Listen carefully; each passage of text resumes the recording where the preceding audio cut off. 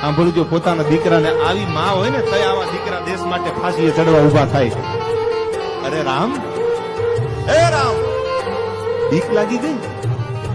આ માર્ગ જેથી લીધો, આ ખેડો પકડ્યો તે ક્રાંતિકારીનો, તેથી તને ખબર નથી કે આમાં મોત સિવાય બીજો અંજામ ન હોય. અને હવે ફાંસીના માચડે ઉભો ઉભો રોવા બેઠો તો તને શરમ નથી આવતી? માં કે છે રામપ્રસાદ બિસ્મિલ્લી જનતા એમ કે છે પોતાનો દીકરો ફાંસીના માચડે ઉભો તો આમું મોત આટા મારતું હતું.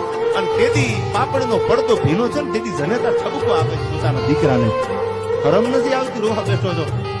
અને તેથી રામપ્રસાદ બિસ્મિલ એટલું કે છે કે માં સરફરોશો કી તમન્ના અબ હમારે દિલ में है.